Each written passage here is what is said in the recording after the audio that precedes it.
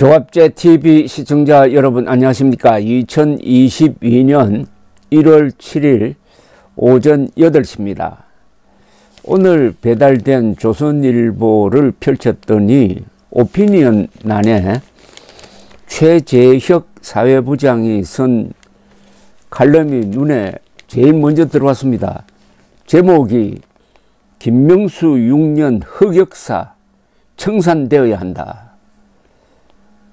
사회부장이면은 그 부서가 이 대법원을 담당합니다. 사회부장이 대법원장을 향해서 김명수 6년 흑역사 청산되어야 한다. 청산에 여러 가지 방법이 있습니다.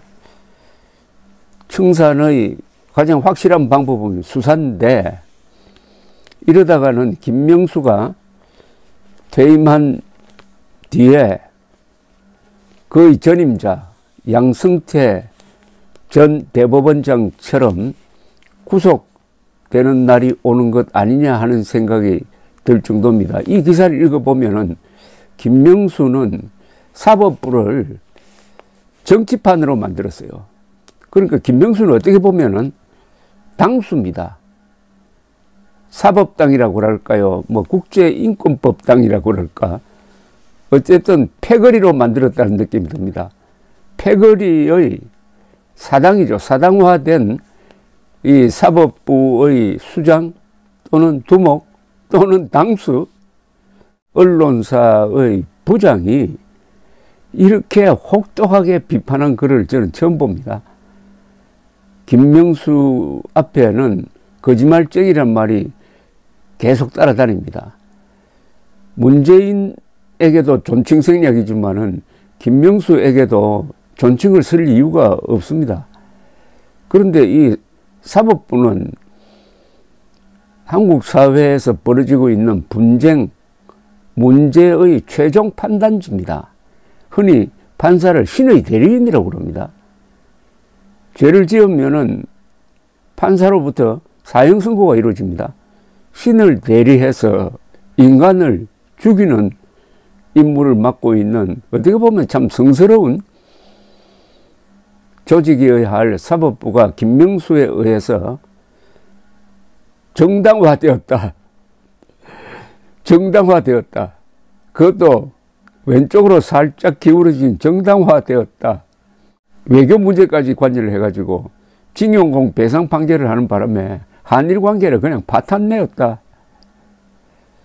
외교 자제의 원칙을 무너뜨리고 잘 알지도 못하면서 독립하는 심정으로 그렇게 했는지 모르지만은, 아니 독립된 이후에 판사들어 대법관들어 독립운동 하시오 하는 사람 있습니까?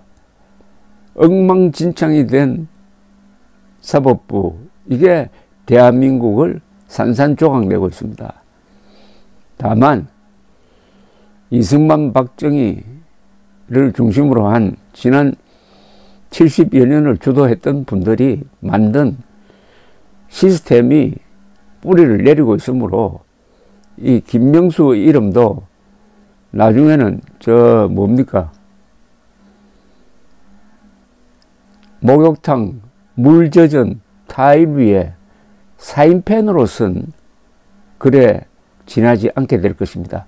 물 한 방까지 부으면 싹 없어져 버리는 이름. 문재인 세력이 지우려고 했던 그 이름은 화강암에 새긴 이름으로 영원히 기록될 것입니다. 우선 최재혁 사회부장의 글을 소개를 해드리겠습니다. 김명수 대법원장 임기가 오는 9월 끝난다. 사법연감의 김명수 대법원의 기록은 무미건조한 통계 숫자로 남겠지만 김명수 6년은 사법부 흑역사라는 평가를 피할 수 없을 것이다. 대법원장은 법의 최종 수호자이다. 판결 하나하나가 정치와 경제, 서민생활에 큰 영향을 미치기 때문에 대법원장은 외풍을 막는 방파제 역할을 한다. 엄청난 예우와 예산이 뒷받침되는 것도 그 때문이다. 그러나 김명수 대법원장은 법원을 정치투쟁의 장으로 끌어들였다는 비판을 법원 안팎으로 받고 있다. 법원은 공정성과 중립성의 보루이다. 실상은 미흡하더라도 최소한 국민에게 그렇게 보이도록 최선을 다해야 한다. 사건이 전국 어느 재판부에 가도 결과가 크게 다르지 않아야 한다는 예측 가능성이 견고하게 유지되어야 한다. 사법 시스템은 다수결이 바탕인 민주주의와 작동 원리가 다르다. 다수가 반대해도 권력자가 싫어해도 법리에 입각한 판단이 나와야 한다. 법원이 딛고 서 있어야 할 그 토대가 지난 5년간 무너져 내렸다. 어쩌다 소송을 하게 된 일반인들조차 이제는 변호사에게 담당 판사가 우리 법이냐 인권법이냐라고 질문부터 던진다고 한다. 기자들도 판결 기사를 쓰면서 재판장이 어디 소속인지를 검색하고 수소문한다. 판사의 정치 성향에 따라 결론이 달라진다는 믿음이 일상화된 것이다. 실제 그런 믿음을 뒷받침하는 이해하기 어려운 판결과 결정들이 이어졌다.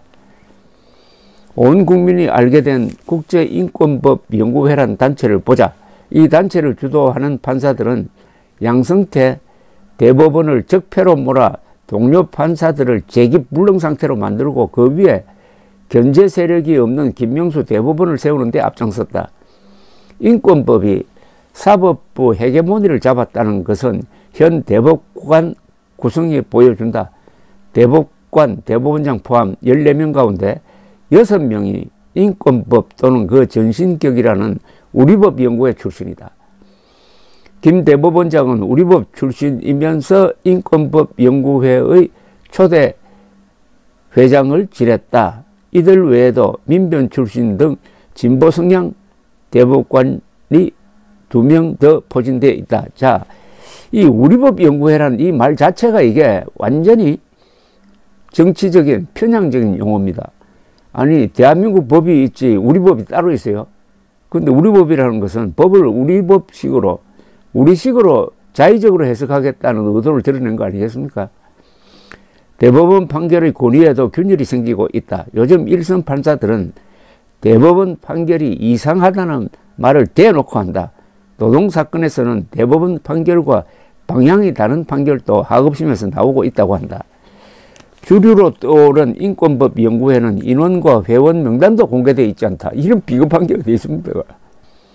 아니, 판사가 자기가 소속되어 있는 조직을 이용해가지고 출세하면서 명단도 공개 안 한답니다. 그럼 이 비밀결사체 아닙니까?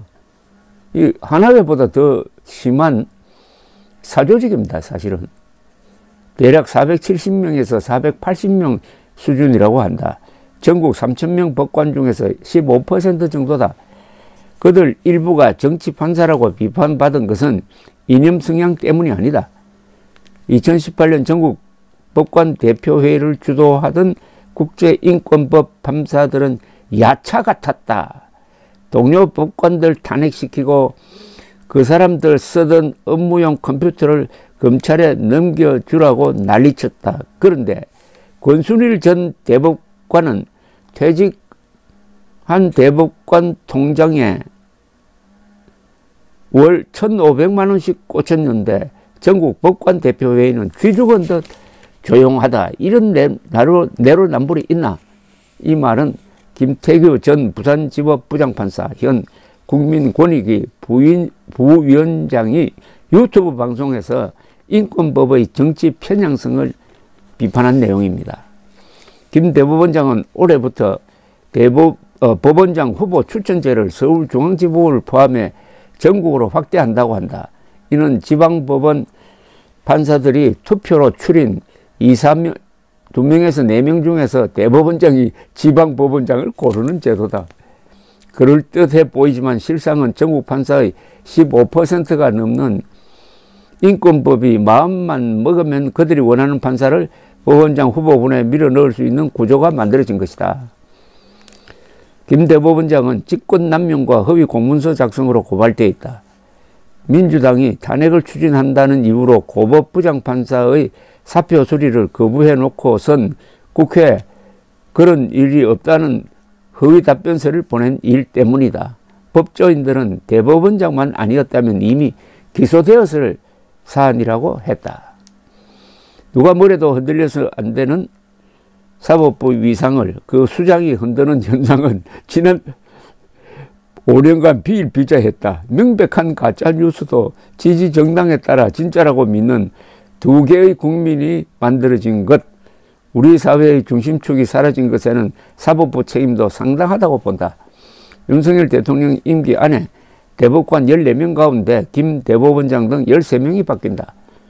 대법관은 대법원장 제청을 받아 대통령이 임명한다. 윤 대통령은 김명수 체제가 만든 비정상을 정상화하고 사법부의 탈정치화를 회복하는 절제 있는 사법부 주류 교체를 준비해야 한다.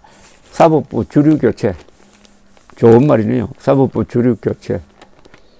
그러나 김명수가 양승태 전 대법원장처럼 구속 기소되는 것이 이게 바로 난폭하게 보이지만은 그게 진짜 정의 구현이 될 가능성이 높습니다. 그리고 이 인권법 운운하는 이런 패거리는 명단을 공개해가지고 김영삼 대통령 시절에 군 내의 하나회 소속 장교들을 처리했던 식으로 처리하는 것 또한 옳다고 봅니다. 군대에 사조직이 있는 거나 사법부에 사조직이 있는 거나 공익을 해치는 면에서는 똑같습니다. 오히려 사법부 내의 사조직이 더 치명적인 그리고 더 지속적인 악영향을 줄 가능성이 훨씬 높습니다. 감사합니다.